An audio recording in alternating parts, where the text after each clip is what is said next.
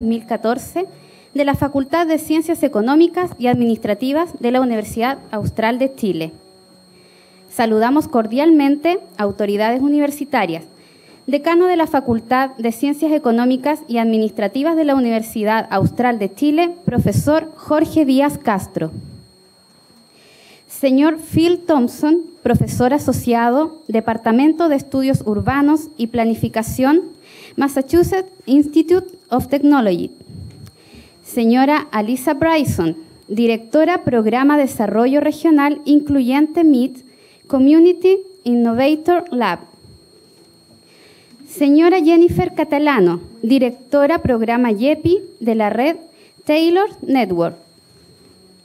Señora Stephanie Rituper, directora de Comunicaciones del Centro Laboral de Universidad de California, Los Ángeles.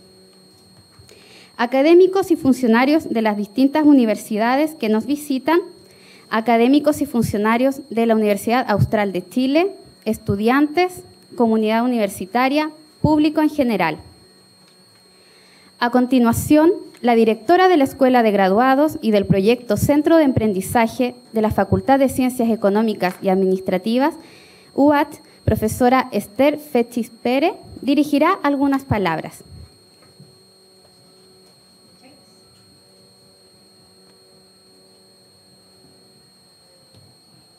Nos quedó parecido.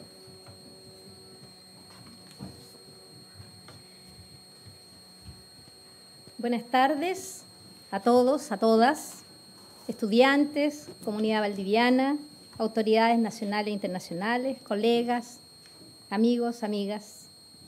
La Escuela de Verano 2014, Otra Economía, Otra Gestión, organizada por la Facultad de Ciencias Económicas y Administrativas, con el patrocinio de la Dirección de Investigación y Desarrollo, tiene como objetivo este año poner en el espacio de reflexión la participación ciudadana, los modelos y nuevas formas de organización productiva a pequeña escala, la sustentabilidad, la utilización de medios digitales, el trabajo comunitario, en fin, una variedad de realidades sentidas que como ciudadanos vivenciamos día a día. Durante esta semana, como el programa lo plantea, tendremos ponencias, talleres y paneles en los que participarán destacados relatores y expertos nacionales e internacionales. Avanzaremos en una comprensión de enfoques y metodologías innovadoras, cuyo énfasis son la diversidad, la cooperación y las nuevas, pero yo diría ancestrales, formas de hacer y sentir. Si bien tenemos cada vez más información, en contrapartida tenemos cada vez menos certezas respecto a si nuestros conocimientos, prácticas y habilidades nos llevarán a un mayor bienestar. Lo anterior nos sugiere estar alerta a que las condiciones que hoy poseemos y que nos han servido en un tiempo pasado pueden no ser las pertinentes en un futuro cercano. Este comillas, juego global, cierre comillas, nos obliga a desarrollar la capacidad de aprender a aprender, estar disponibles a caducar nuestros saberes históricos, a fin de dar respuesta a las diferentes situaciones que nos plantea el desafío de estar en este mundo. Lo anterior es parte de las tendencias del cambio que lleva a la economía y a la gestión desde un enfoque para la sociedad a una visión con la sociedad. Inauguramos la Escuela de Verano con la conferencia Otra Economía, Otra Gestión, con dos de nuestros profesores de la facultad, profesor Jorge Díaz, decano de la facultad, y el doctor Félix Fuder, director del programa Spring de la Escuela de Graduados de esta facultad. El profesor Díaz, contador auditor de la Universidad de Talca, máster en Dirección y Gestión de Empresas en la Universidad de Alcalá de Henares, España, es profesor de Control de Gestión, Teoría de la Contabilidad, Contabilidad Avanzada y Metodología de Investigación en Ciencias Empresariales, tanto en pregrado como en posgrado de nuestra facultad. Ha sido profesor visitante e invitado a diferentes universidades latinoamericanas. Es fundador y primer presidente nacional de la Conferencia Académica Permanente de Investigación Contable de Chile, CAPIC. El doctor Felix Füder, doctor en Ciencias Económicas y Sociales de la Universidad de Erlangen, Alemania, profesor de Economía en cursos de pre- y posgrado en nuestra universidad. Ha sido profesor visitante en la Universidad Erlangen, Alemania. Es autor y coautor de una serie de publicaciones sobre el tema de monedas regionales como solución para la crisis global y sobre desarrollo sustentable. Entre ellos el libro La evolución sostenible 2, apunte para una salida razonable, elaborado en cooperación con investigadores de la Universidad de Mondragón, País Vasco y Manfred Magneff. Damos por inaugurada esta escuela, invitándolos a disfrutar de la conferencia Otra Economía, Otra Gestión. Buenas tardes, bienvenidos a todos.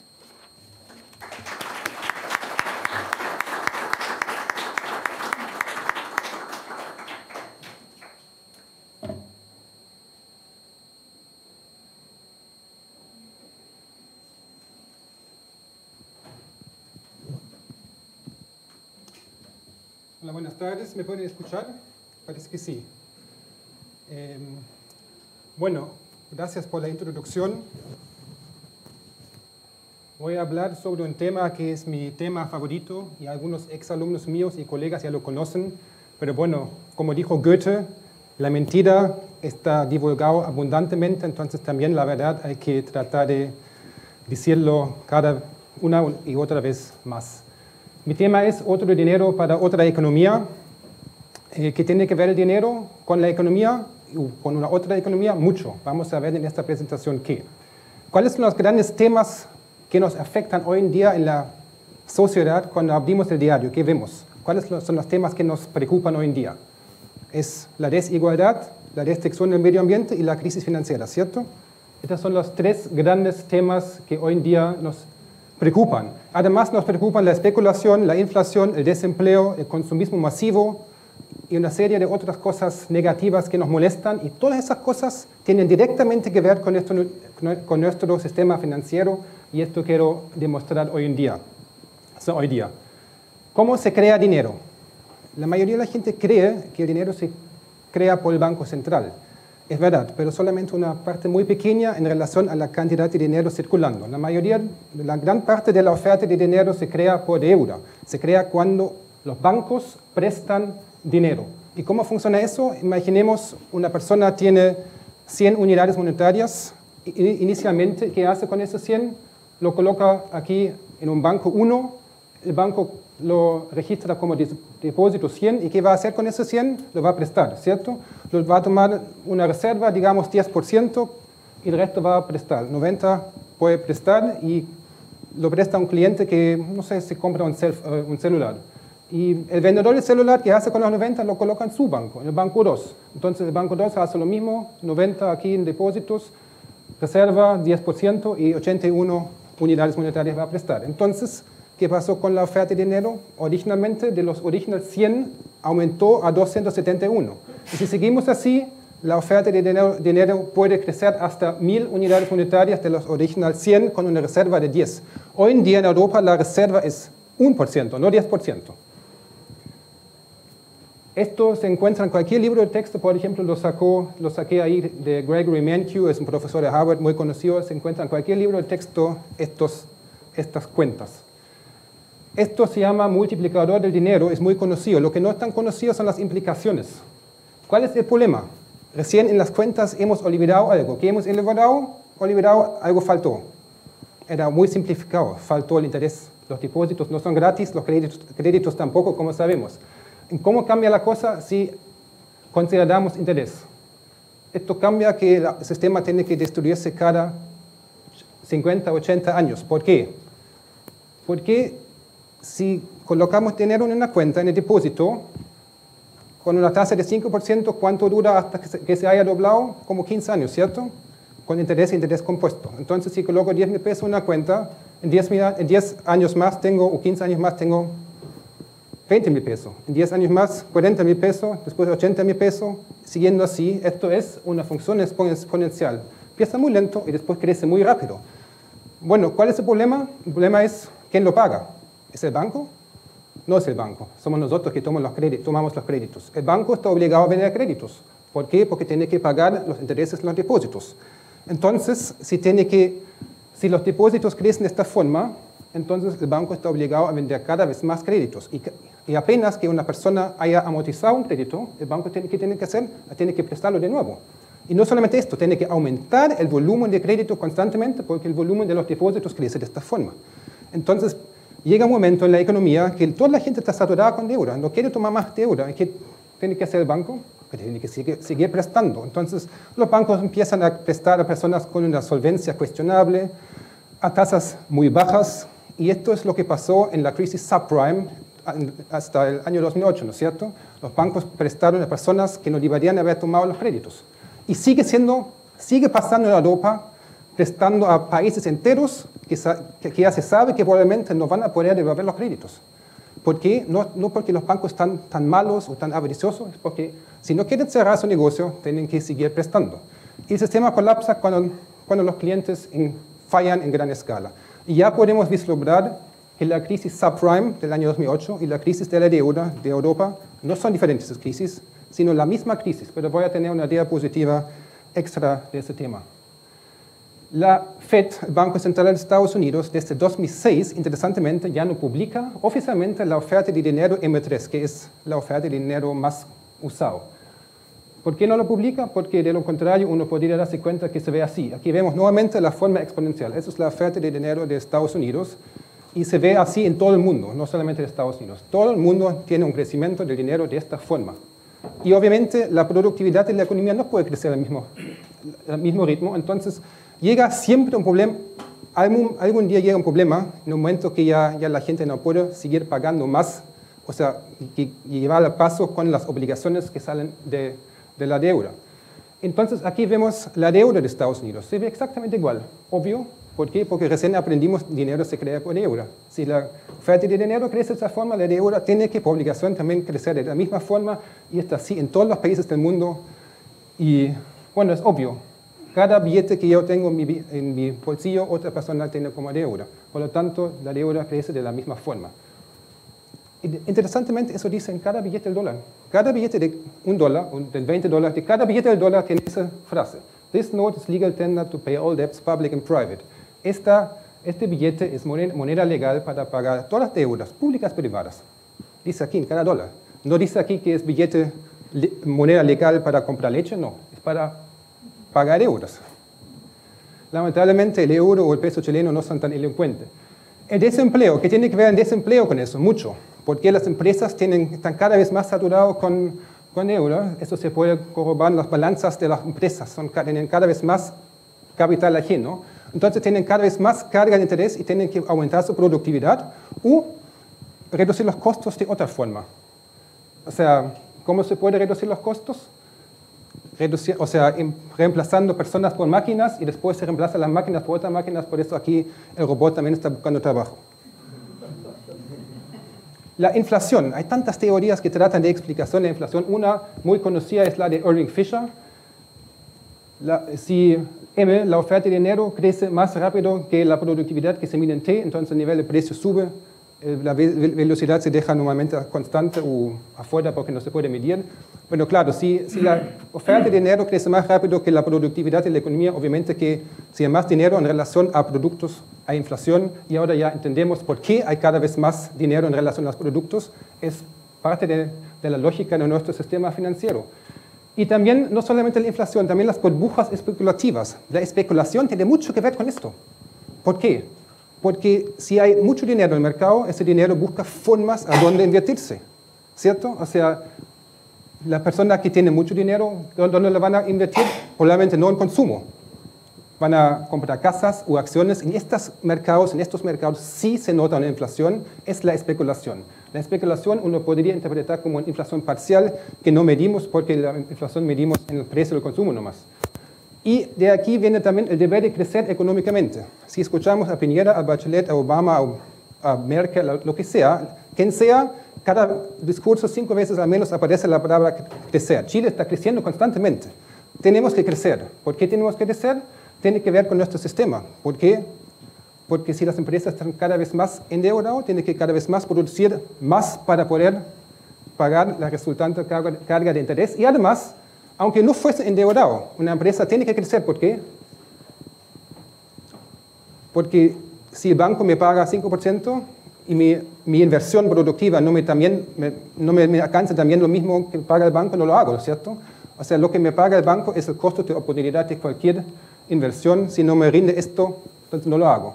Entonces, la economía tiene que funcionar sí o sí al ritmo de lo que me paga el banco, o sea, al ritmo de la tasa de interés. De ahí viene el deber de crecer. Y el problema es, como ya dijo Aristóteles, que no se puede crecer infinitamente. Nada puede crecer por siempre, excepto el cáncer, y hasta ese deja crecer con la muerte de la persona. Y ahí vemos entonces de dónde viene la destrucción del medio ambiente. Obviamente, si crecemos, eso significa que producimos más que el año anterior. O sea, si Chile crece 6% cada año, es más que el año anterior. Entonces, obviamente, se destruye el medio ambiente, porque no se puede producir algo de la nada. Lo que se produce gasta recursos. Listo, así es, muy fácil. Si producimos más, gastamos más recursos. Y ahí viene la destrucción del medio ambiente. También las tecnologías riesgosas como la contaminación electromagnética, la genética, la ingeniería transgénica o la energía nuclear, también probablemente vienen del deber de crecer. Obviamente son peligrosos, a lo mejor las abejas se mueren, nosotros tenemos dolores de cabeza o incluso cáncer del cerebro, no importa. Podemos crecer con esto, ¿cierto? Entonces buscamos pretexto que esto no está tan malo, podemos crecer. La brecha entre los ricos y los pobres es cada vez más amplia, sobre todo en Chile es un tema, pero en todo el mundo es un tema. ¿De dónde viene esto? ¿Por qué crece la brecha entre los más ricos y los más pobres? Esto es una lógica de nuestro sistema financiero. ¿Por qué? Aquí vemos Alemania, esto es la riqueza de Alemania, aquí creciendo la oferta de dinero, y en el mismo gráfico tenemos la deuda. Vemos que es como un espejo. Obviamente la diferencia entre los que más tienen y los que están más endeudados crece por lógica matemática, y eso es la razón principal por la desigualdad. Obviamente hay otras cosas que fomentan la desigualdad, como la monopolización de los mercados, la educación, pero son factores extra. El factor principal llega de nuestro sistema financiero y mi opinión al menos. El problema es, ahora uno puede decir, bueno, esa desigualdad no está malo. O sea, si yo gané mi dinero, puedo dejarlo trabajar, ¿no es cierto? Como dice el banco, deja tu dinero trabajar. El problema es que el dinero no trabaja, tampoco tiene hijos, como ya dijo Aristóteles. Al menos yo tampoco he visto nunca un billete acumulándose. Billetes no tienen hijos. Y bueno, lo que pasa es que uno no deja su dinero trabajar. Al final es la otra persona los que toman los créditos que trabajan para uno. Y ahí resulta al final el problema ético, que vale por sí una charla. Lamentablemente no puedo agrandar ese tema aquí. Silvio Gesell dijo, muy parecido en ese sentido, que una sociedad se divide entre rentistas y aquellos que trabajan productivamente, y tiene, en mi opinión, mucha razón con eso. Aquí vemos también una cosa que encuentro perverso. La destrucción del capital físico sirve a nuestro sistema financiero. ¿Por qué? Porque los bancos están obligados a cada vez más vender créditos, y cada vez más es difícil eso, mientras más saturada la economía. Entonces, ¿qué puede mejor pasar al sector financiero que como, por ejemplo, un terremoto? Un terremoto hace que la gente necesita créditos, y la destrucción hace que aumenta el crecimiento económico, y sí la gente puede producir para pagar la tasa de interés. Y con eso demanda de créditos aumenta y el colapso del sistema financiero se desfasa. Y esto vimos en Chile. En Chile, en 2010, el PIB alcanzó niveles que no se ha visto hace años. Los bancos otorgan más créditos que antes, y la tasa de interés creció de 0,5 a 5,5%. O sea, la tasa del Banco Central creció casi un 1000%, de 0,5 a 5,5%. Aquí vimos también eso en un gráfico. Aquí la colocación de créditos en el momento del terremoto saltó, y esto es la tasa de interés, la tasa de política monetaria. Desde el terremoto se ve así. Entonces, uno puede preguntar, ¿el PIB realmente indica nuestra prosperidad? O sea, esto ya fue criticado mucho, que el PIB no es igual a la prosperidad, pero aquí lo podemos corroborar. Porque si la gente ahora reconstruyó su casa en Concepción, entonces recién mantuvo su status quo, recién tiene la misma prosperidad que antes, ¿cierto? Entonces, ¿quién ganó con el crecimiento del PIB? Si no es la gente. Bueno, ahora podemos vislumbrar quién es, porque la gente ahora está más endeudado que antes. Tenía que tomar créditos y va a pagar por muchos años más intereses, y esto es el crecimiento del PIB. Por lo tanto, todo desastre natural o guerra con potencial destructivo enorme, por lo tanto, fomenta la redistribución de riqueza, algo que ya había publicado antes del terremoto.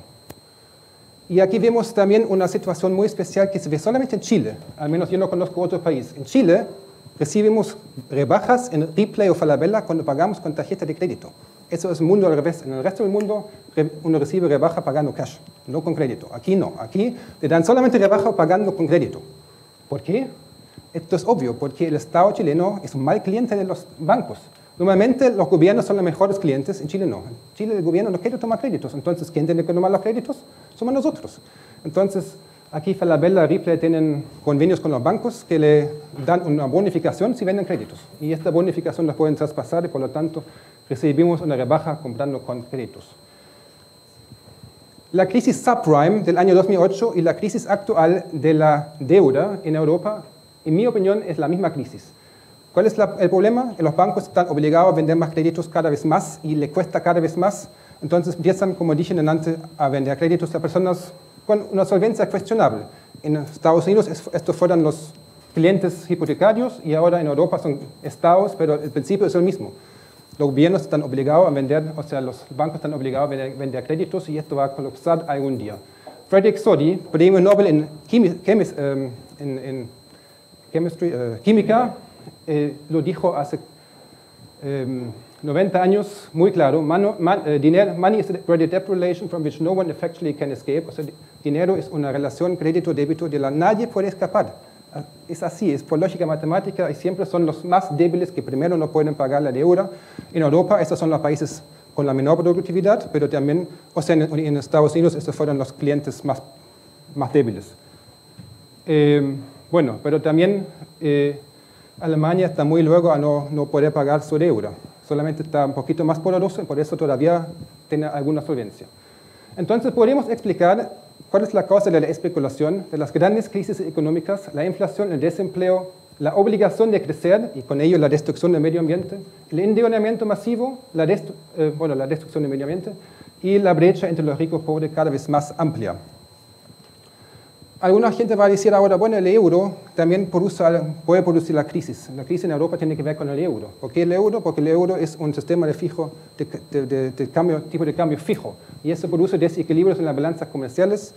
Y esto afecta principalmente a los países menos productivos, porque el euro para ellos es sobrevaluado, entonces le cuesta exportar, por lo tanto tienen la balanza comercial negativa y esto hay que, bueno, al final equilibrar con crédito. Bueno, tiene razón lo que dicen esto, pero yo creo que esto es solamente un problema aparte, un problema extra. No es la causa de la crisis.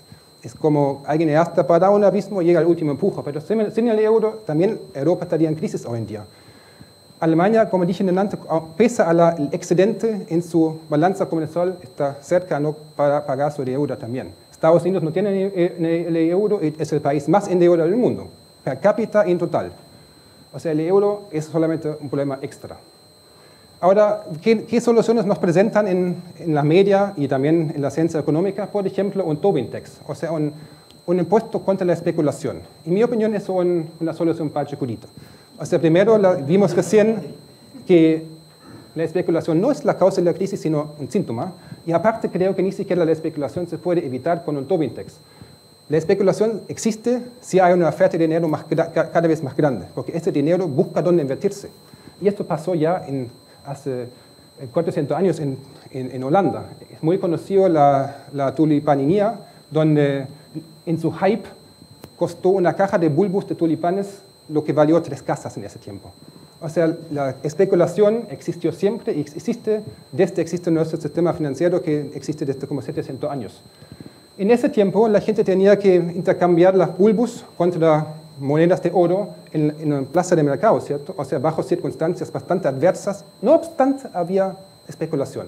Entonces, con un impuesto hoy en día en la bolsa de 1%, no creo que va a cambiar nada. ¿Los fondos de rescate van a hacer algo? ¿Qué hacen los fondos de rescate? ¿Solucionan el problema? No, solamente mantienen el sistema vivo un poco tiempo más. Ahora, gracias al fondo de rescate se pueden seguir dando créditos a España, Grecia, Portugal, aunque los países están quebrados. pero cuando se rompe el fondo de rescate, se rompe todo. Y además los fondos de rescate compran bonos del Estado, es también una forma de artificialmente aumentar la deuda. Como uno podría decir, es imprimir dinero, y esto es uno de los principales fondos, o sea, negocios del fondo. ¿Cuál es la solución que realmente sirve? Una solución a fondo es la que propuso Silvio Gesell, que es un economista que vivió muchos años en Argentina, hace 100 años, donde también vivió una crisis financiera muy severa, y él tenía una idea que yo creo que es la más pertinente. ¿Cuál es el problema principal de nuestro dinero? Es que los depósitos crecen por el interés y por lo tanto también crece la deuda, ¿cierto? Entonces, ¿por qué existe el interés? El interés existe porque es posible que atesoremos nuestro dinero. Toda la gente le gusta atesorar. Keynes llamó eso la preferencia por la liquidez. Es una cosa natural. Psicológicamente queremos atesorar y guardar algo para el futuro. Y eso está bueno, pero con el dinero podemos hacerlo infinitamente, mientras los productos se echan a perder. Entonces los productos son naturales, pero el dinero es innatural. Puedo atesorar lo que quiero. Si toda la gente atesora su dinero en casa, ¿qué pasa con la economía? Se estanca, no pasa nada. Hay deflación, no circula. No sirve como medio de intercambio, no sirve para cumplir su función original. Entonces la única razón por que hoy en día fluye es porque alguien le paga un incentivo para que fluya, para que lo preste, y esto es el interés. El interés es una prima de abstenerse de liquidez, como dijo Keynes. Una muy buena definición.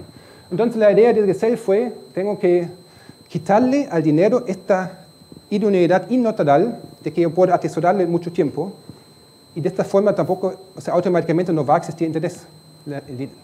La idea es pegarle estampillas de impuestos de 1% del valor del billete cada mes o cada 3 meses. La idea es que uno no puede atesorar mucho tiempo. Tiene que gastarlo, invertirlo o prestarlo gratis. De esta forma sigue fluyendo y sirviendo como medio de intercambio sin que hayan esos efectos negativos que vimos delante. Yo creo que esto es la versión más pertinente para realmente cambiar el sistema a fondo. John Maynard Keynes, el gran economista Keynes, dijo en su obra principal, y hoy día casi nadie lo sabe, el futuro aprenderá más del espíritu de Gesell que el de Marx. Lamentablemente, parece que no tuvo razón con eso. Y en la conferencia de Bretton Woods, es la conferencia donde se estableció el sistema financiero basado en el dólar de hoy, propuso una moneda internacional llamada Bancor basado en las ideas de Gesell. Lamentablemente tampoco se hizo. Irving Fisher, esta es la persona que vimos delante con la fórmula de la inflación, se consideró solamente un modesto apóstol de Silvio Gesell y escribió un libro copiando la idea de Gesell que se llama Stamscript. También es muy poco conocido hoy en día. Hoy en día obviamente se puede pensar en formas más simples, no complicando estampillas. Por ejemplo, uno podría pensar en billetes electrónicos que devalúan automáticamente, una tasa de interés del Banco Central negativo, que fue recientemente o hace poco propuesto por Gregory Mankiw, profesor de Harvard, y de William Buter, ex profesor de la London School of Economics. La idea es, si la tasa de interés del Banco Central es suficiente negativo, los préstamos de los bancos comerciales serían gratis. Ambos, Mankiw y Buter, claramente dijeron que esto es lo mismo que la idea de Gesell. La idea de Gesell fue implementado en Wörgl y en Schwanenkirchen en los años 30 con mucho éxito. O sea, ya existen antecedentes que funcionan. En Wörgl, una municipalidad en Austria, hizo que disminuyó el desempleo abruptamente. Las municipalidades recibieron ingresos nuevamente y la gente se podía liberar de la deuda. De hecho, este billete que recién vimos es un billete real que existió en ese tiempo. Y también en Liechtenstein, Suiza, Francia, España, en Estados Unidos existió una moneda similar y en todos lados fue prohibido. Después de poco tiempo, por parte del Banco Central, con el argumento que el Banco Central tiene el único derecho de emitir monedas.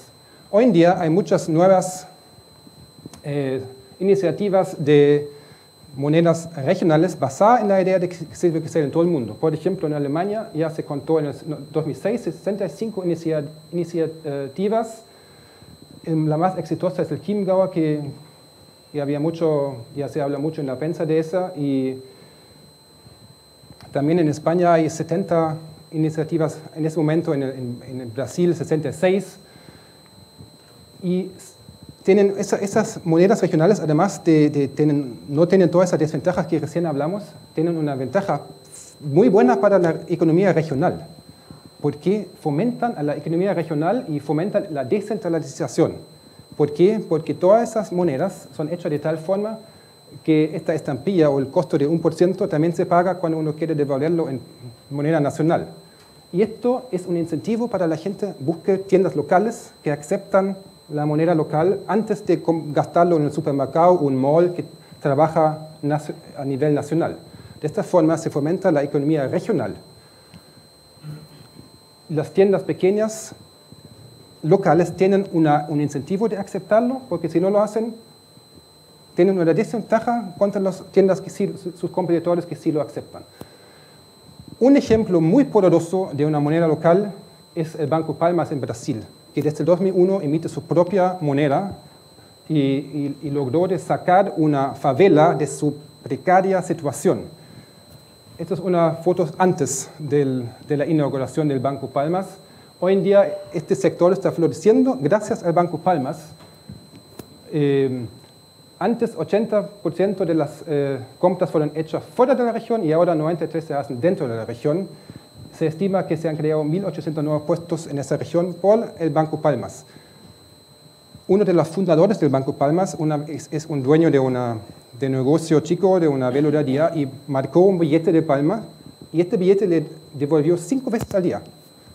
Mientras un billete del real nunca más vuelve. ¿Por qué? Porque la gente se gasta en otra parte, en los supermercados, mientras la moneda regional sigue circulando en la región. Entonces, gran parte del subdesarrollo es porque el dinero, hay un drenaje de dinero hacia regiones, hacia las capitales que ya son desarrollados. Y esto se evita con una moneda regional.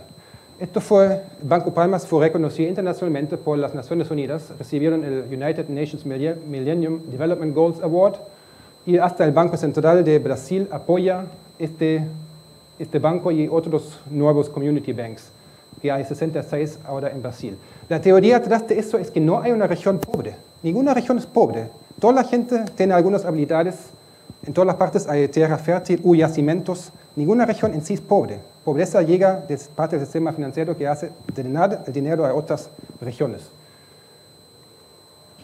Bueno, ¿qué podemos hacer? Cada uno podemos ser agente de cambio. Podemos nosotros inaugurar una moneda local. Monedas locales respaldan, como vimos, la economía local. No existe, entonces, si eso fuese en todas las regiones, no existiría la obligación de crecer económicamente, pero tampoco lo impide. No existiría menos contaminación en el medio ambiente, porque no había sobreexplotación del medio ambiente. La sociedad finalmente podría entonces empezar a desarrollarse a escala humana, la economía serviría a ser humano y no viceversa, y la brecha entre los ricos y pobres se disminuiría. Y además, en caso de que haya una crisis financiera mundial, una región que tiene su propia moneda sería menos afectada, porque podría usar esa moneda en vez de la que está afectada. También sería una opción para Grecia y España. Yo creo que ahora ellos no tienen nada que perder, podrían al menos tratarlo, no pierdan con probarlo. Y también sería una opción para Valdivia. Valdivia es un lugar perfecto para inaugurar una moneda local. ¿Por qué? Porque la economía está poco diversificada. En el Banco Palmas, en la región, en esta favela, es mucho más difícil, porque no existe ninguna empresa grande. Aquí sí, aquí hay la Universidad Austral como empleador principal. Si nuestros salarios fuesen pagados solamente 1% en una moneda regional, llamémoslo valdiviano, rápidamente todas las tiendas en la región lo aceptarían y estaría fluyendo aquí el valdiviano. Y por último, quiero hacerle algunas reflexiones finales. Yo encuentro que otro dinero es precondición para que nos desarrollemos a escala humana. Es precondición para otra economía. Eso no significa que todas las malas virtudes desaparecen, esto está claro. Pero hoy en día se fomentan las malas virtudes. Hoy en día puedo atesorar todo el dinero que uno quiere y trabajar más que uno necesita. Si todos los barcos fuesen así, las mares no estarían vacíos. Esto es un barco a escala humana. Pero ¿por qué los barcos hoy en día, la mayoría son muy grandes, pescan 80 toneladas diariamente? ¿Por qué? Porque podemos atesorar esto lo que nos sobra. Si no se pudiese hacer esto, probablemente estaríamos más lentos, automáticamente. O sea, hoy en día eso fomenta las malas virtudes. tampoco significa que no habría destrucción, ninguna, pero hoy en día se fomenta la destrucción porque se fomenta el crecimiento económico. Yo podría decir, sin sistema financiero sostenible no será posible un futuro sostenible. Bueno, si le interesa el tema, lo pueden leer aquí en este libro que escribimos junto con Manfred Max Neff y dos profesores de Mondragón, que es libremente accesible en Internet, en la página del Club of Rome, del Club de Roma, y además en idioma alemán.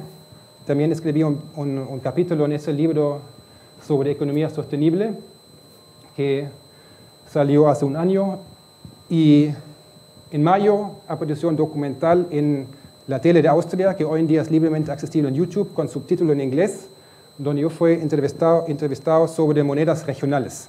Y no solamente salgo yo, sino también la Margaret Kennedy, que es una autora cuyo libro fue traducido en 23 idiomas, que también está aquí, y los fundadores del Banco Palmas también.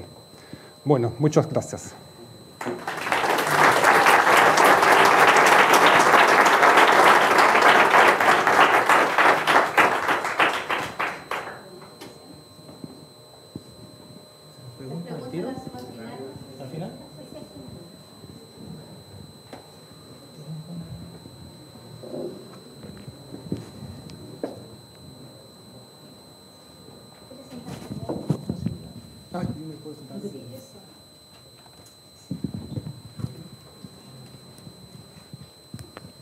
Si alguien quiere ver un billete de una moneda regional, aquí tengo una que existe en Alemania real. Es un Lützetaler en Köthen.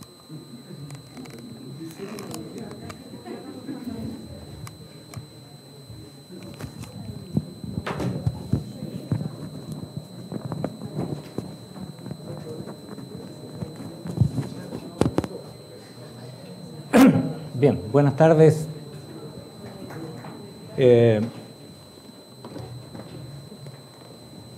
El tema que voy a abordar yo es, así como Félix abordó el tema económico, de otro enfoque económico, otra modalidad, otra perspectiva, yo quiero dar algunas pinceladas sobre algunos aspectos de gestión que nos complican actualmente. ¿De dónde surge todo este tema? ¿De dónde parte aparentemente? Bueno, hay algunas ideas que subyacen, y entre ellas es que en general nos han convencido de que los demás pueden innovar, pero nosotros no podemos innovar. Es un tema que está subyacente. La verdad es que nadie te lo dice, pero implícitamente sí se plantea así. O también cuando te señalan que ¿cómo va a ser que nosotros podamos hacer algo si no lo han hecho en otra parte, o si viene de afuera uno piensa que hay mayores probabilidades de que esto pueda resultar? Por lo tanto, ahí hay unos frenos naturales en términos generales en la gestión. Seguimos aceptando errores. Errores hay muchísimos. Yo voy a mostrar algunos aspectos de los que he tratado de reflexionar. Pero la gestión actual, como nosotros la estamos enseñando, está llena de mitos o conceptos que están equivocados.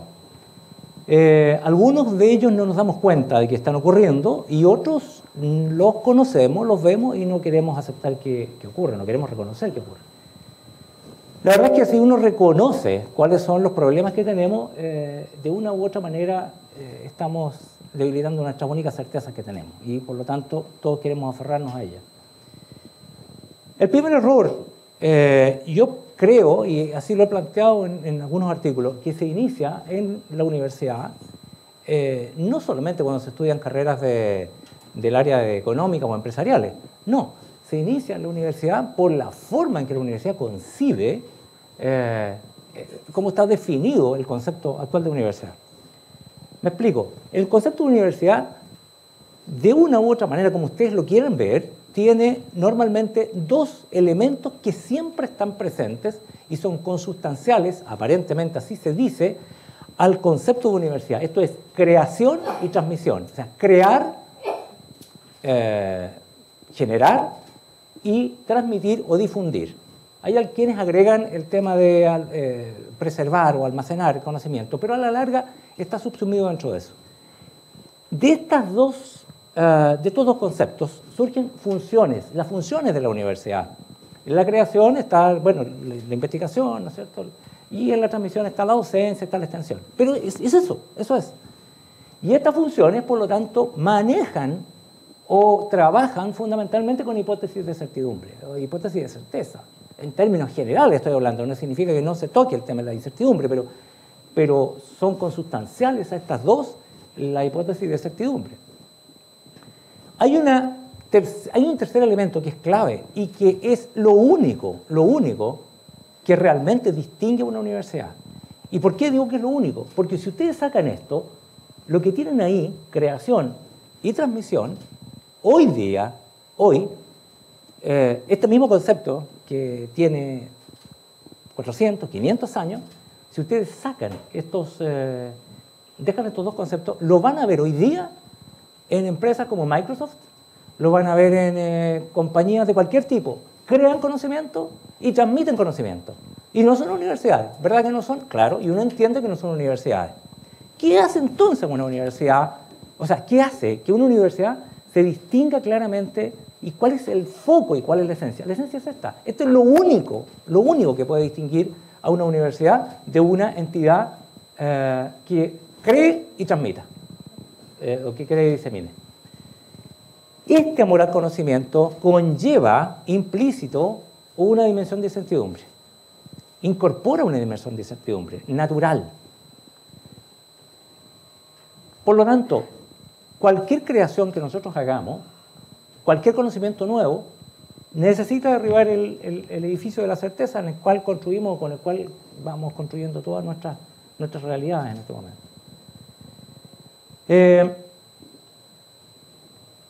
¿Qué necesitamos entonces? Necesitamos reconstruir el diseño con el cual estamos trabajando. Y ese diseño, hemos definido que hay dos aspectos claves aquí. Primero, el camino es la búsqueda. La búsqueda incesante es más importante que la meta. Ese es un tema que no se está trabajando, las universidades no están trabajando. Y en segundo lugar, la búsqueda apasionada no produce conocimiento, sino que produce conciencia. Y esto rara vez se ve, no es el punto, la gente no lo ve de esa manera. La gente lo que busca es generar conocimiento, no generar conciencia.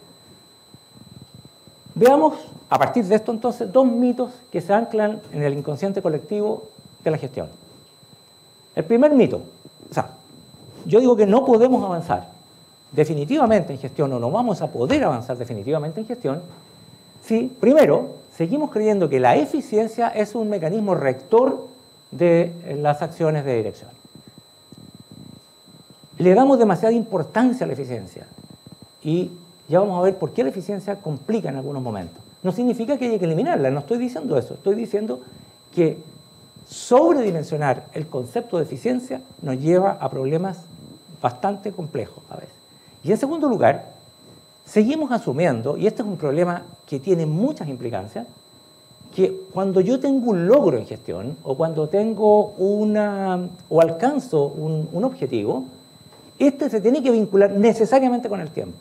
Es decir, que si yo no tengo control a perpetuidad o permanentemente o en un espacio largo, no hay control o no hay logro. No basta un gatillador. Y eso significa, por lo tanto, que hay un concepto de preeminencia sobre quién dirijo o sobre quién controlo. Ahí hay un problema que claramente desnivela o pone en dos posiciones el controlador y el controlado. En la primera, cuando vemos la eficiencia como criterio rector, ¿cuál es el problema que esto tiene? Bueno, el problema es bastante obvio, ustedes lo pueden ver. La eficiencia genera una barrera mental, y esa barrera mental normalmente impide que la gente pueda realizar logros o actos notables. O sea, reduce la creatividad y reduce el emprendimiento. O sea, piensen ustedes que focalizados en la eficiencia, ninguna obra notable podría haberse hecho. Nada. No tendríamos, desde luego, ninguna obra artística, ninguna obra de arte, ninguna catedral habría sido hecha, porque son todas ineficientes. Nada podríamos haberlo hecho. El criterio rector de la eficiencia comienza a ser un mito cuando se coloca como el elemento crucial. La eficiencia se ordena en un mundo que busca reducir la complejidad. Ese es el punto. Reducción de la complejidad y, por lo tanto, disminuir espacios de incertidumbre. Y eso, a la larga, no es una ventaja, es una complicación. Y en segundo lugar, el asumir lo que habíamos dicho, de que los actos se vinculan con el tiempo, los logros se vinculan con el tiempo, con la permanencia de ese logro, vale decir un logro inmanente, ¿no? El concepto subyacente que tiene es de posesión, dominio o supremacía. Implica entonces que si yo dejo de tener ese tiempo de vínculo con el que he controlado, significa que perdí el control. Eso es lo que se está asumiendo, ¿no es cierto? Entonces el tránsito que se necesita hacer es que el logro pase a ser un detonante positivo de acciones deseadas sin que exista una condición temporal necesariamente. No significa que no se pueda mantener también una temporalidad larga, ¿no? Pero no necesariamente se tiene que entender como logro la estabilidad de la relación asimétrica entre el controlador y el controlado. La gran trampa de todo esto, aparentemente, es la trampa del control. ¿Y por qué digo la trampa del control? Porque nosotros estamos utilizando hoy día en gestión enfoques de control que fueron creados básicamente por la cibernética y fueron creados para una lógica completamente distinta de la lógica de gestión. Fíjense ustedes que cuando uno toma cualquier definición de control, se va a encontrar con cosas como esta. Términos de comprobación, inspección, fiscalización o intervención, dominio, mando y preponderancia, regulación sobre un sistema. Eso es. Y eso, en el fondo, conlleva la temporalidad implícita. No sé si se dan cuenta. Es decir, no significa que yo hago algo y dejo que fluya. Lo que yo estoy diciendo es que tiene que haber mantenimiento permanente de ese estado de cosas. Por eso es que se mantiene una regulación, por eso es que se mantiene un dominio, por eso es que se mantiene un mando, etcétera, etcétera, etcétera. ¿Verdad? Es decir, eso está implícito. Aquí yo diría que parte la trampa del control. Y la trampa del control parte del teorema de Hashby. Ross Hashby era básicamente creo que era un biólogo, digamos, pero de esa área, un médico, básicamente del área biológica. Y él desarrolló su enfoque desde la óptica de la cibernética. Y el famoso teorema de Hashby, en el cual se basan todos los modelos de control que estamos conociendo en este momento, dice que la variedad se controla con variedad. ¿Y eso qué significa? Significa que en esta formulita, en que yo tengo la variedad es igual a la complejidad. Se puede entender la variedad como la complejidad. Y complejidad es o variedad es el número de estados posibles que puede asumir un sistema. Así de simple. Bien, esa complejidad o esa variedad está dada por la variedad individual, la variedad del sujeto, y interviene también el número de partes que componen el sistema. O sea, mientras más partes tenga el sistema, más variedad hay, y mientras más variedad individual tenga la persona o el individuo, más variedad va a tener. Por lo tanto, la variedad individual elevada al número de partes que componen el sistema con esa fórmula nos genera una variedad espantosa desde el punto de vista, cuando hacemos un análisis, nos lleva a unos números completamente imposibles de leer, ¿no? ¿Qué premisas tiene esto? ¿Qué premisas tiene el teorema de Hashby? Y eso es lo que nos está complicando en este momento. Las premisas son, primero, que hay equivalencia en el tipo de conductas. Esa es la cosa más absurda que podemos ver cuando lo trasladamos ese concepto a la gestión. No hay equivalencia en los tipos de conductas. Segundo, hay equiprobabilidad en la manifestación de las conductas.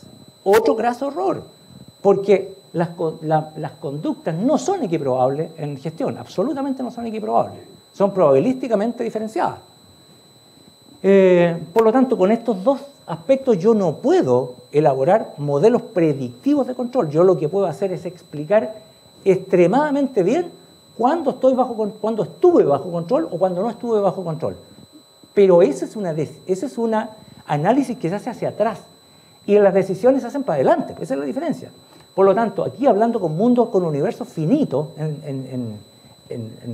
¿cómo se llama? En la cibernética o modelos acotados, es mucho más entendible el modelo, pero la culpa no la tiene Hashby, la culpa la tiene quien traslada el modelo de Hashby a la gestión de organizaciones.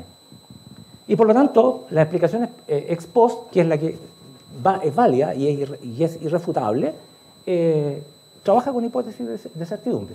Opera con la siguiente lógica, fíjense ustedes, hay un controlador, allá está a la izquierda, y un controlado, que está a la derecha. El controlador, lo que dice el teorema de Hashby es que variedad se controla con variedad y que para que exista control tiene que haber una asimetría entre el controlador y el controlado, en que el controlador o controlador tiene que tener una variedad mayor o igual al controlado, no a la inversa jamás. Eso hace entonces que aquí se produzcan dos estrategias. Una, el controlador, para poder mantener esta simetría, va a tratar de amplificar la variedad del sistema controlador, va a tratar de aumentarse. O, que es lo más peligroso y que es lo que más se usa, digamos, va a tratar de reducir la variedad del sistema controlado. ¿Sí? Ahora, como en general lo que se usa es esta estrategia de reducir al sistema controlado, aquí se dan a su vez dos estrategias. Para reducir el sistema controlado, fíjense ustedes, para reducir la variedad del sistema, yo tengo, ahí separé en colores, tengo la variedad individual y tengo el número de partes del sistema. Entonces, cuando yo reduzco la variedad individual, lo que yo estoy haciendo es restringir las conductas de los individuos en la organización y en el fondo lo que yo estoy haciendo es colocar normas. Normas, reglas, regulaciones, leyes, etc. Cuando trato de reducir el número de partes, lo que hago son estructuras burocráticas, de manera que las partes interactúen en menos cantidad. No interactúen libremente, sino que dentro de ciertos canales limitados y restringidos, ¿verdad? Por lo tanto, esas dos partes hasta ahí aparentemente funcionan bien y es lo que ha mantenido el esquema desde Max Weber para adelante, incluso antes de eso, los típicos esquemas de estructuras burocráticas funcionando. La idea de lo que estábamos planteando entonces es transitar hacia otra idea de control. Y ustedes podrán decir, bueno, pero ¿cómo hacemos una idea de control distinta si el control es uno solo? No es uno solo, la verdad es que no es uno solo. La idea de control preeminente, lo que estamos viendo que es un control ese angustiante, sofocante, de dominio, ¿no? Y de condición de variedad asimétrica unidireccional, porque aquí se supone que solamente tiene que haber una asimetría favorable al contralor, impide el crecimiento, impide la generación de confianzas y disminuye la creatividad, no cabe duda. Ahora, la explicación que da el teorema de Hashby no permite explicar toda la riqueza que tiene la gestión. No es posible hacerlo. Explica bien para atrás. Me falta el tiempo para poder darle buenos ejemplos del tema, pero créanme que para atrás es irrefutable. Yo puedo absolutamente definir cuándo estuve o no estuve bajo control y por qué no pude controlar algo. Lo puedo definir y lo puedo demostrar. Es irrefutable. La lógica es perfecta. Pero para lo que no sirve es para predecir posibilidades o decisiones. Y en gestión, la única lógica que sirve es la lógica de futuro, es la lógica de anticipación. Yo no tomo decisiones para atrás, tomo decisiones de futuro. Se necesita entonces partir de otra definición. ¿Qué significa partir de otra definición? Nosotros hemos planteado esa definición. Controlar es la capacidad de modificar con una perspectiva determinada, o sea, con una cierta lógica, los estados de variedad de un sistema. Consiste en alterar el status quo de variedad. Nada más que alterar el status quo de variedad. Con una predeterminación, no libremente, sino que con una predeterminación. Esto ya lo hemos publicado en bastantes, hay bastantes lugares donde está publicado. Pero ¿cómo se materializa? ¿Cómo se puede hacer esto? Que esto tenga sentido. Nosotros hemos dicho que encontramos tres tipos de control. Tres tipos de control. Un tipo 1 de control, que es el control más básico, voy a solamente someramente referirme a ello, que es ex post, una dimensión ex post, y está orientado a la eficiencia. Este es un control que se orienta a detección de errores, fraude, anomalías, es decir, irregularidades respecto de un patrón o respecto de una determinada, de un determinado estándar, ¿no? En una cadena de montaje, si aparece una pieza fallada, este control lo detecta, ¿no? Pero el error ya pasó, por eso que es post. Ya no hay nada que hacer. Un error, o sea, un control del tipo 2, que nosotros llamamos del tipo 2, que es un control ex ante, pero con una carga negativa. ¿Qué significa? Es un control orientado a la norma o a los sistemas y está destinado a evitar que las cosas ocurran. Se anticipa, evita que los hechos ocurran, pero pone el foco en el problema y por lo tanto es negativo, es coercitivo, mantiene a regulaciones muy altas y, aun cuando es preventivo, tiene una carga negativa. Y hay un tercer tipo de control, que es el control también ex ante, igual que este, pero con una carga positiva. Y este es el control más innovador, el que mejores resultados produce, etc., pero que es más complicado de manejar, que está orientado a los objetivos o a la estrategia. ¿Y qué hace este control? Este control, en vez de evitar que los hechos ocurran, los indeseados, lo que hace este control es hacer que las cosas sucedan. Pero hacer que sucedan de acuerdo a la planeación o de acuerdo a la... Por eso que dice de acuerdo al objetivo o de acuerdo a la estrategia que está planteada, ¿no? El enfoque entonces positivo es colaborador, es cooperador, es facilitador de los logros, ¿no? Si uno lo ve en una gráfica, pudiera decir que el control tipo 1, ese de detectar un hecho, podría tener una forma así, en que la línea roja es la línea de pérdida o la línea de anomalía o irregularidades, que llega hasta un punto en que el control lo detecta, cae, vuelve a subir, cae y así permanentemente. El tipo 2 no tiene tanta diferencia, lo único que hace los controles preventivos es aplanar la línea de pérdida, pero no logra alisarla completamente, ¿no? Y esto depende de cuántos puntos yo tenga puestos antes de preventivos para, ¿no? En cambio, el tipo 3, que es hacer que las cosas ocurran, tiene una lógica completamente distinta. ¿Y cuál es la lógica distinta? No tiene este concepto. El concepto se podría graficar de esta forma. Esta línea azul lo que marca es la curva o los puntos, los múltiples puntos del ingreso, del valor, de la eficiencia del objetivo, ¿no? Y esta curva de abajo es la curva de control. Entonces, ¿cuál es la lógica de este control? Para llegar a este punto, yo necesito este punto de control, como un aliado, como un apoyo. Por lo tanto, el área de contribución al beneficio o el área de maximización, en el fondo, está dada por esta diferencia. Esto no podría ser un paralelo, esto tiene que irse abriendo. Idealmente esta curva de control, ojalá tendiera a cero y por lo tanto me va aumentando el logro, la contribución del control al beneficio, ¿no? Tipos de control. Lo único que estamos diciendo aquí es que hemos determinado 3 tipos de control. Resulta que el teorema de Hashby habla de que el controlador tiene que tener más variedad que el controlado.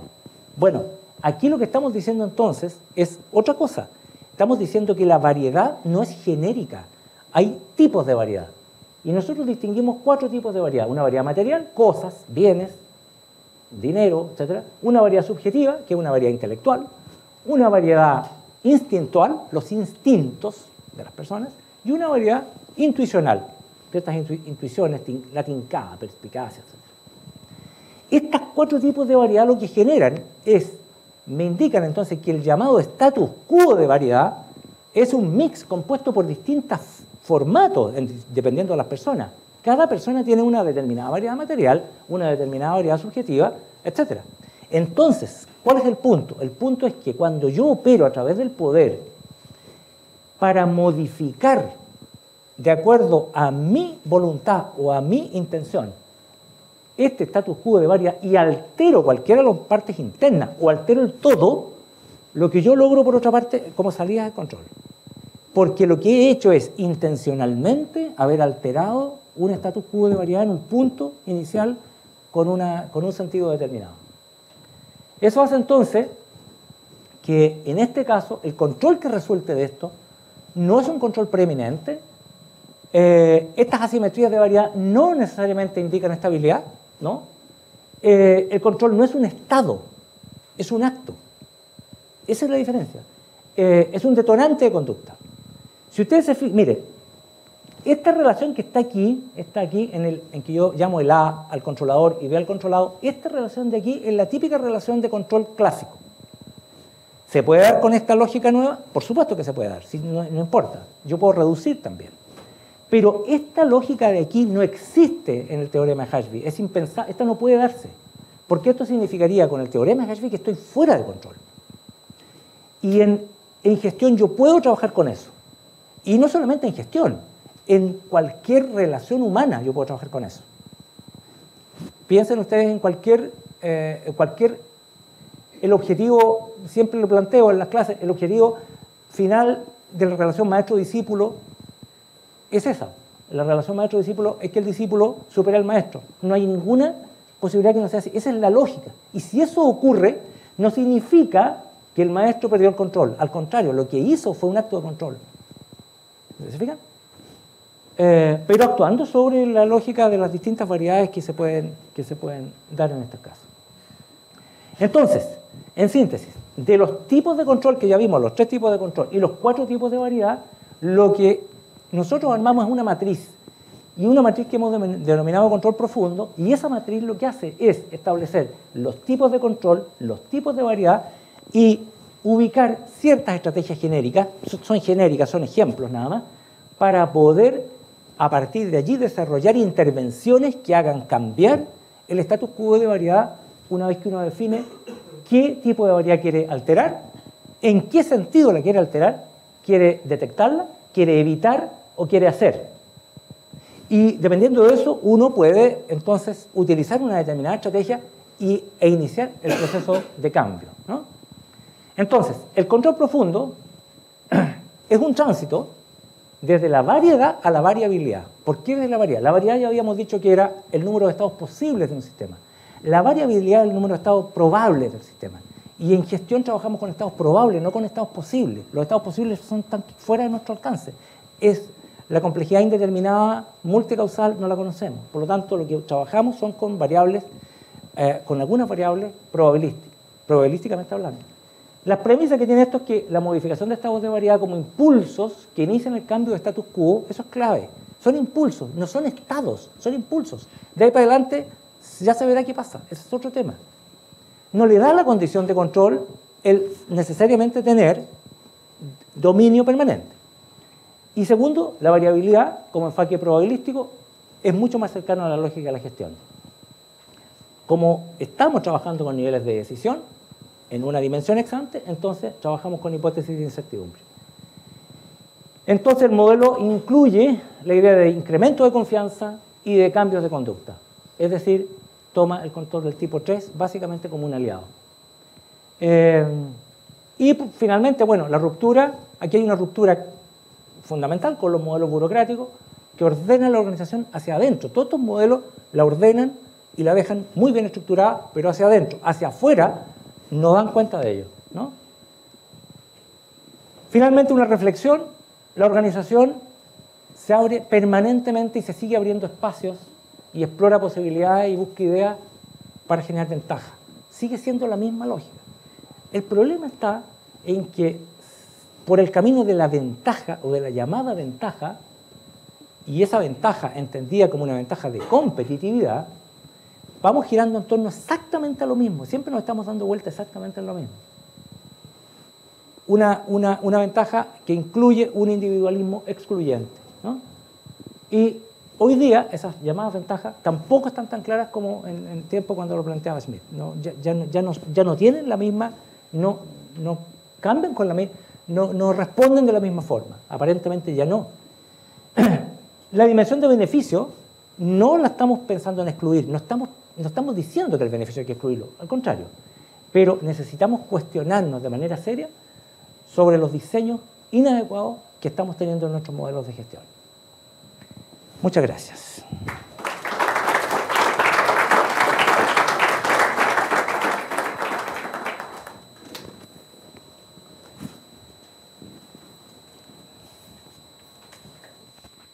A continuación pasaremos a las rondas de preguntas.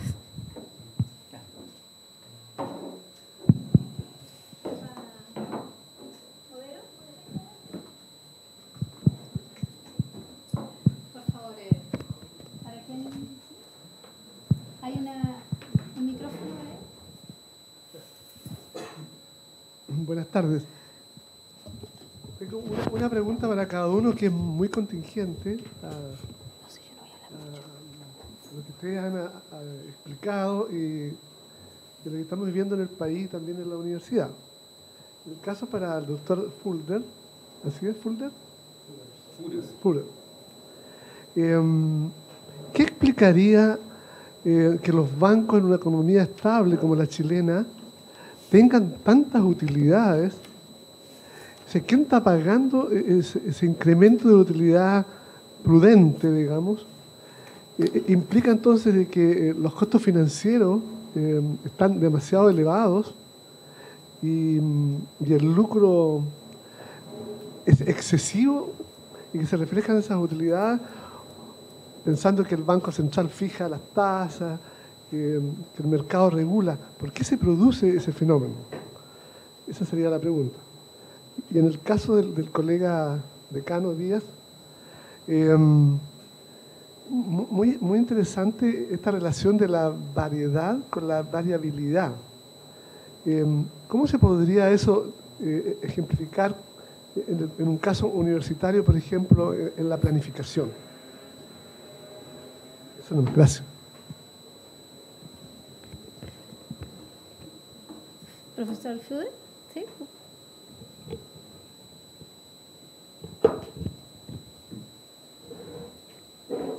Bueno, sí, entendí bien la pregunta. La pregunta era ¿por qué los bancos tienen tan tremendas ganancias? Bueno, ¿quién paga esas ganancias? Nosotros que tomamos los créditos. Y imaginándonos que puede existir una economía donde los préstamos fuesen gratis, es una gran diferencia, ¿o no? O sea, una economía donde el dinero fluye sin que sea necesario que alguien le ofrezca un incentivo para que se lo preste. Entonces, una economía con un dinero que propuso Silvio Gesell, esto no existiría. Pero sí, con respecto a las tremendas ganancias que tienen los bancos, esto es porque el sistema financiero en Chile es relativamente estable todavía. O sea, mientras más se acerca al colapso, obviamente menor es el margen que puede quitarse el banco para sí. Y esto es porque el sistema financiero en Chile es bastante joven. El peso chileno existe desde el 75, entonces todavía le queda un buen lapso hasta que llegue la próxima crisis, excepto que fuese contagiado por Europa ahora. Pero por sí solo duraría todavía un buen lapso, por lo tanto es bastante estable en ese sentido y el banco puede quitarse un buen margen. En Europa esto ya no es posible tanto. O sea, mientras más cerca al colapso llega el sistema financiero, más baja van a ser las tasas de intereses y menos, o sea, menor también el margen de los bancos. Por eso algún día quiebran los bancos. Respecto a la pregunta de la variedad y la variabilidad y su relación con la planificación, la verdad es que el tema de la variabilidad, sobre todo, que es el número de conductos, repitamos, la variedad es el número de estados posibles del sistema y la variabilidad es el número de estados probables del sistema. La verdad es que nosotros no podemos, en gestión, no podemos escapar a la variabilidad. No es posible, es absolutamente imposible trabajar con la variedad. Primero porque no la conocemos, no hay un modelo de gestión que nos pueda indicar cuál es la variedad que tiene un determinado sistema, porque el número de variables incorporadas son de complejidad indeterminada. Entonces, tenemos que trabajar con la variabilidad, y eso significa las conductas probables. ¿Pero qué significan las conductas probables? Conductas probables es asumir aquellas que pueden tener una manifestación en un momento determinado y descartar las otras, porque tengo que concentrarme en esa. Respecto a la planificación, el punto clave es que una de las características que tiene un planificador es justamente tratar de identificar cuáles van a ser las variables de manifestación, probabilísticamente hablando, factibles de que en un momento determinado o en escenarios futuros se den, para poder atender exclusivamente a esos aspectos. Y tienen que descartar los otros porque es completamente imposible, ¿no? Perdón, solamente un ejemplito, para entenderlo bien.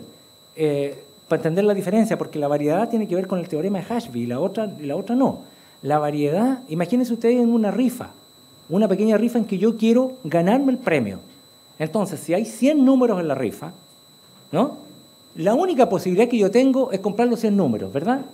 Bueno, si yo compro los 100 números, entonces tengo, como la relación es mayor o igual, como tengo los mismos, me gano la rifa. No cabe ninguna duda que me la gano y el teorema resulta impecable.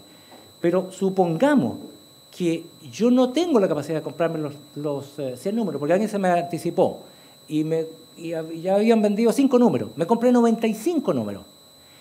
la probabilidad es alta, pero cuidado, podría darse el caso que yo pierda la rifa porque alguien que tenía esas 5, incluso uno, se la ganó, ¿verdad?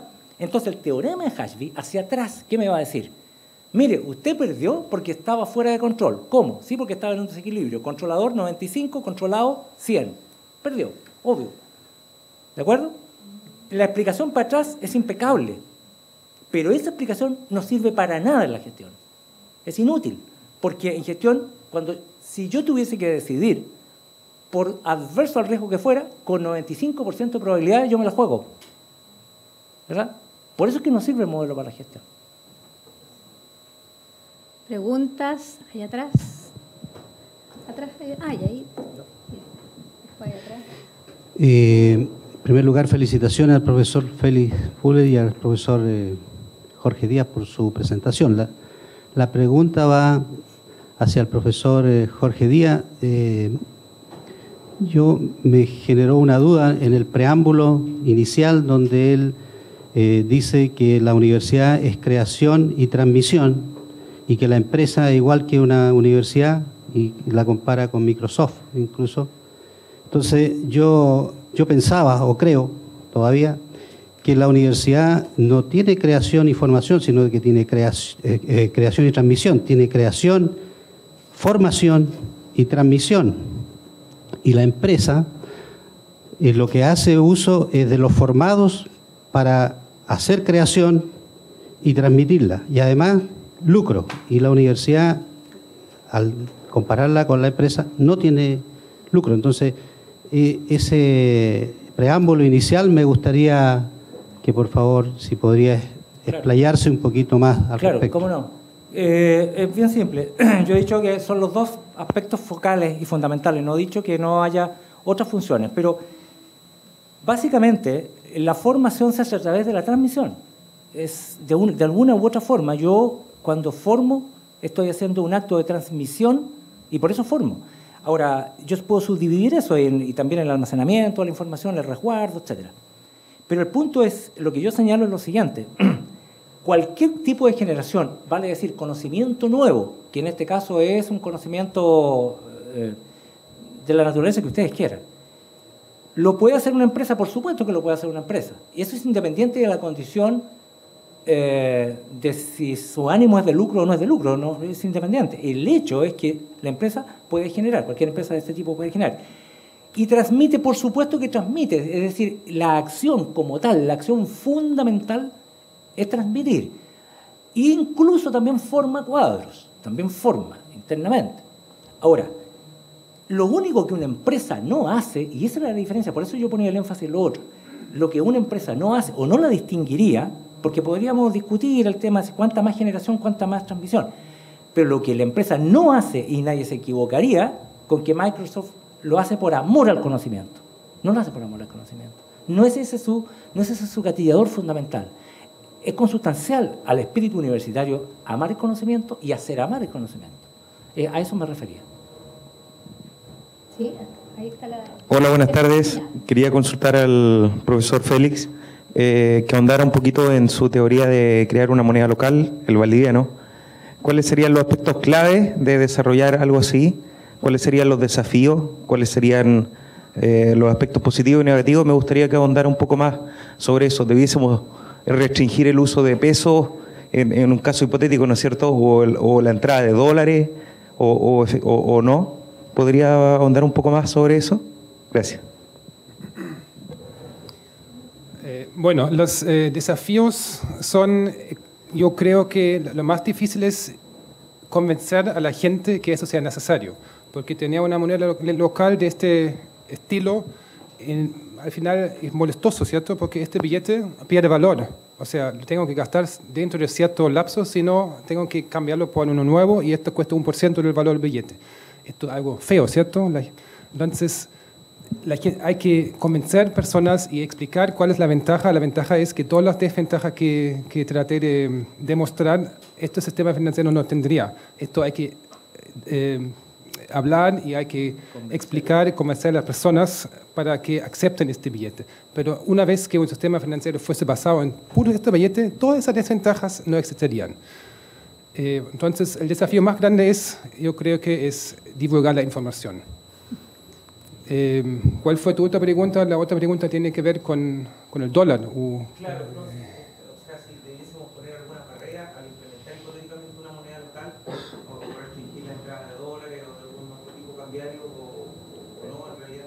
No, eso, una moneda local podría al principio funcionar completamente paralela a cualquier otra moneda y no tiene ningún inconveniente que exista el dólar, euro, peso chileno, ningún problema. También la gente puede comprarse oro, ningún problema. Mientras se paga con esto. ¿Ahí al fondo? Una consulta para el doctor Fudas también, respecto a las monedas locales, regionales. En el fondo, o sea, Chile tiene el peso chileno y es una moneda regional. O sea, cada país en Sudamérica, prácticamente en todo el mundo, excepto en Europa, tiene sus monedas locales. Entonces, ¿eso no vendrían a ser también monedas regionales en ese sentido? Y en el caso de Chile, ¿qué tan regional una moneda? ¿Estamos hablando de una moneda patagónica, una moneda de los ríos, una moneda valdiviana, una moneda de la Isla Teja? ¿O qué tipo de moneda? Y otra pregunta va, porque criticabas el tema del ahorro, que es uno de los grandes problemas. Con estas nuevas monedas, ¿cómo se logra en el fondo ahorrar para invertir montos que uno no, por ejemplo, sea para comprar una casa, una hipoteca, que son montos que se pagan a largo plazo? Gracias. La idea de las monedas locales no es que solamente sean local. La idea de la moneda local es que podemos empezar desde abajo y empezamos aquí. Ojalá que eso funcionara a nivel nacional. La idea es que esto tenga un vencimiento y no se pueda atesorar. De esta forma fluye y de esta forma cumple con su deber. O sea, el sentido original del dinero es facilitar el intercambio. Si la gente lo atesora, no funciona. El dinero tiene que fluir. Y por eso tiene esta idea de que vence y que no lo puedes atesorar. Esa es la idea principal. Una moneda local debería funcionar según esta idea de Silvio Gesell, si no, no tiene ninguna ventaja al peso chileno. La idea es que sea una moneda libre, como lo llamaba Silvio Gesell, que vence, que solamente se tiene que gastar, invertir o prestar gratis. Y tu pregunta a cómo puedo ahorrar para una casa, se puede, obviamente, como dije antes, invertir el dinero, igual como hoy en día puedes invertirlo, y ahí también se puede invertir. Se puede comprar casas, si uno todavía no tiene el dinero para comprar casas, se puede invertir en fondos, por ejemplo, y los fondos invierten en el capital propio de una empresa por cierto tiempo, y después de cierto tiempo te devuelven lo que corresponda a tu porcentaje que adquiriste, puede ser más o menos. O sea, uno invierte el dinero y ser parte de la producción de algo. O sea, lo que no se puede hacer es tenerlo guardado en una cuenta y recibir sin mover ni un dedo algo que otra persona te lo trabaja. Obviamente se puede invertir y de esta forma también ahorrar para el futuro. Además se puede prestar gratis y después te lo devuelven con el billete, o sea, estampilla pegado o con el billete nuevo, o sea, que tiene valor. Pero no puedes aumentar el valor en la cuenta sin mover un dedo, o sea, haciendo otra persona trabajar por ti. Señora. Hola, al mismo profesor, quizás entendí mal, pero uno de los objetos es ralentizar el crecimiento, ¿no es cierto? Que con esta moneda se ralentiza el crecimiento, y eso me llama la atención en una región como la nuestra, que es tan pobre, que es la tercera región del país pobre, y un desafío que deberíamos tener todos es disminuir la pobreza. Y si frenamos el crecimiento, puede que no sea lo más adecuado para acá. Este sistema no haría que no se puede crecer, sino no existe la obligación de crecer. Hoy en día el mundo tiene que crecer sí o sí, por lógica matemática, porque si no nadie hace ninguna inversión, sino al menos la inversión productiva rinde lo que me da el banco. Además mucha gente está cada vez más endeudada, tiene que crecer económicamente para poder pagar el interés. La gente que no está endeudada tiene que crecer porque hay inflación, y la inflación también tiene que ver con el sistema. Entonces todos tenemos que crecer. Existe la obligación de crecer para mantener el nivel de vida. Solamente para mantener el nivel tenemos que crecer. La política económica trata de solucionar todos los problemas, sobre todo el desempleo, con crecimiento. Esto es porque tenemos que crecer para mantener el nivel de vida. Con otros sistemas financieros estoy seguro, o sea, yo estoy convencido que no sería necesario de crecer para mantener el nivel de vida, pero tampoco evitaría que uno crezca. La economía puede florecer, pero florecería hasta un cierto momento, hasta que la gente ya no quiere más. En la Edad Media existía una moneda así sobre 300 años en casi toda Europa.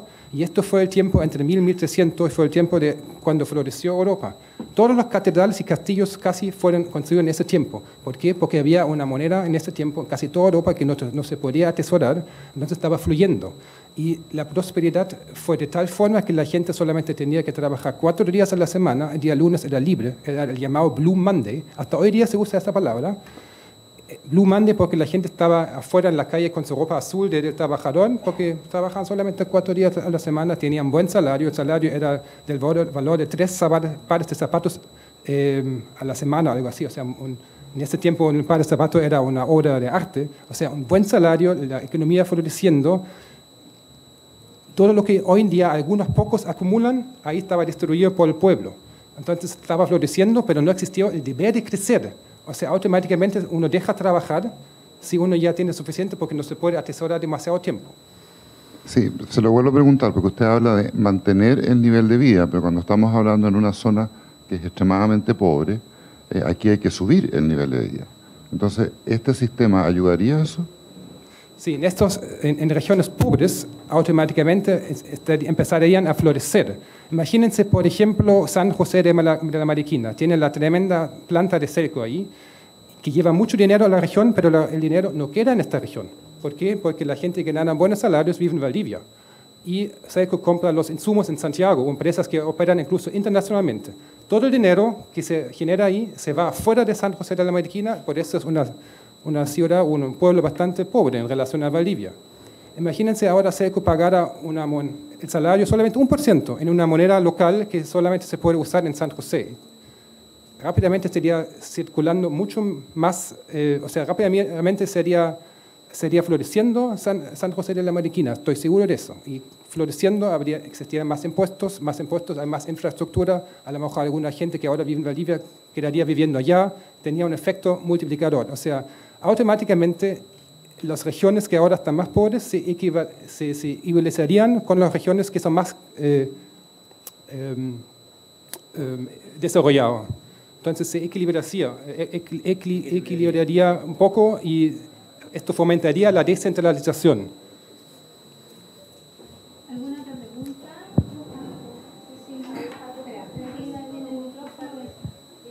¿No crees tú que una nueva moneda de este tipo regional más bien se crea frente a una crisis? Yo me acuerdo cuando se creó el Patagonia en Argentina y si íbamos a Bariloche, por ejemplo, en la década del 90, generalmente una parte del vuelto te lo entregaban en esa moneda y tú estabas obligado a consumirlo durante esos días que permanecías como turista en esa región. Y sin embargo, en Argentina no prosperó esta moneda, puesto que fue un momento de crisis cuando desaparece el dólar y comienza a circular el peso argentino y hay una restricción sobre el dólar. Por lo tanto, a mí me da la impresión de que donde ha surgido a raíz de una crisis. Ninguna duda. Esta idea surge siempre cuando algo no está funcionando. Cuando algo no está funcionando, uno trata de buscar soluciones. De hecho, Silvio Gesell lo aprendió también en la crisis en la Argentina. Y sus ideas tenían un gran hype en los años 30 por la gran depresión que existió en ese tiempo. Y ahora están volviendo las ideas por la nueva crisis financiera que hay, obvio. Deberíamos usar esta crisis de repensar nuestro sistema y mantenerlo después cuando salgamos de la crisis y no empezar con el sistema de nuevo. Porque este sistema que tenemos ahora produce crisis cada 50, 80 años. Lo que pasa es que la gente, mientras todavía no hay crisis, no piensa. Y no ve que la desigualdad se produce en gran parte por eso. No obstante, sería bueno, o sea, yo encuentro que sería bueno usar la crisis de repensar en nuestras bases del sistema financiero y mantenerlo también, aunque no haya crisis. Porque, por ejemplo, la desigualdad está siempre. La diferencia en regiones La centralización aquí en Chile está aparente, aunque no estamos en crisis. La última pregunta, ¿alguien? Sí, la última. Solo a modo de reflexión, tuve la suerte de tener al profesor Fudes en el Magíster de Desarrollo a Escala Humana, pero no tenía el placer ni la suerte de conocer al profesor Díaz. Y solo una reflexión que creo que aúna, porque cada vez que discutíamos con los compañeros del Magíster llegamos a la parte ética. Para lo que tú planteas, Félix, tiene que cambiar, porque claro, como una moneda libre no me deja acumular, pues pasa la crisis y quiero volver a acumular, entonces obviamente me olvido de la crisis y sigo acumulando. O sea, tiene que cambiar la escala de valores. O sea, y por otro lado, lo que plantea el profesor Díaz es que, claro, en la gestión de no control o este control como al revés, para simplificar lo máximo, perdón la falta de lenguaje, vengo de otra área del conocimiento, de allá al fondo de medicina, también tiene que ver con el amor al conocimiento y también al amor de trabajo bien hecho. Claro, porque si no necesito que me controlen y me dan la oportunidad como el puntapié inicial de la pelota y para florecer, también necesito cambiar mi escala de valor en términos del amor al trabajo bien hecho. Entonces, como lo que más, o sea, me acuerdo mucho las clases del Magíster durante el año 2013 y que terminamos lo mismo, o sea, cambiar claramente toda una estructura mental de cómo hemos aprendido a vivir. Y eso, es más como reflexión, que creo que es lo que aúna sus magistrales exposiciones, digamos. Muchas gracias. Tienes toda la razón. Al final, y esto también hablamos con Jorge, todo es falta de conciencia, falta de fe. ¿Por qué queremos atesorar? Porque nos confiamos que Dios nos suministra con lo que nos necesitamos. ¿Por qué no trabajamos solamente para usar nuestros dones, sino para ganar dinero? Al final tiene mucho que ver con una falta de conciencia, sí. Pero este tema es demasiado complejo para hacerlo en 15 minutos en una mini charla aquí.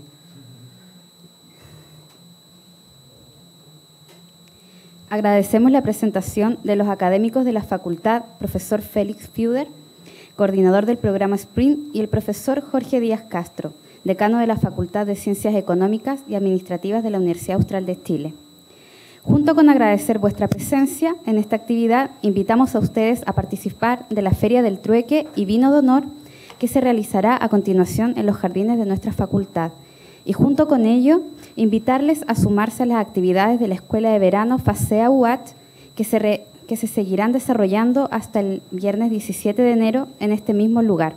Por su asistencia, muchas gracias.